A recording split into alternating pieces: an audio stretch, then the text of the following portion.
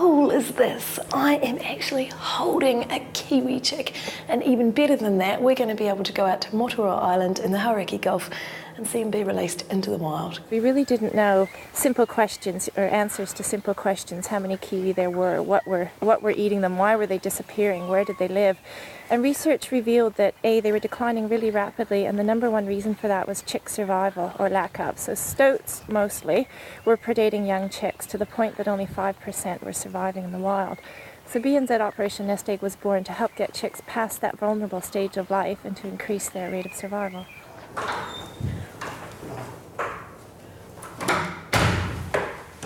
We're here at Auckland Zoo's Kiwi incubation room, and Michelle's going to take us through the process of getting a kiwi egg hatched and ready for the wild. When the eggs come into us from the wild, we'll measure them and weigh them and then candle them, so we'll shine a light against them to judge how old they are. The early stage eggs come into this incubator here.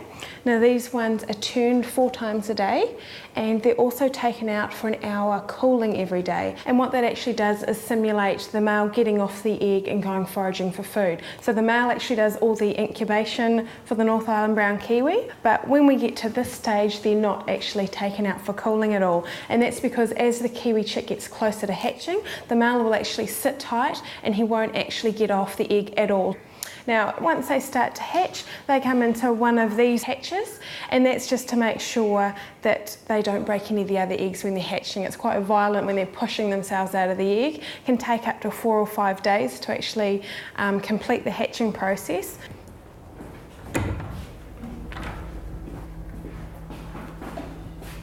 After they've hatched, they're pretty exhausted, so they basically just sleep a lot. And about after a week or so, they then come into one of these brooders over here. And how long do they stay in here for? For another 2 weeks, and we just want them to get to their hatch weight again, and once they reach that hatch weight, they can be released onto Motuara Island.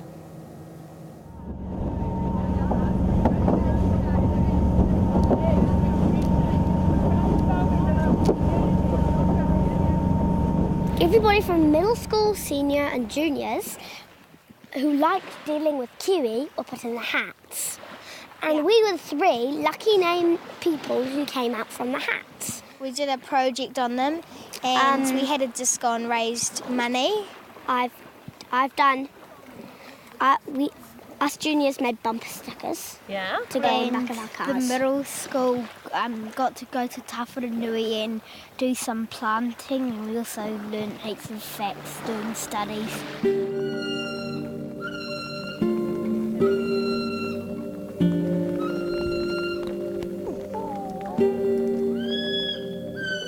There's one finger, have a gentle touch.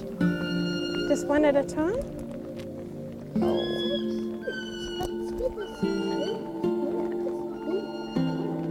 Yeah.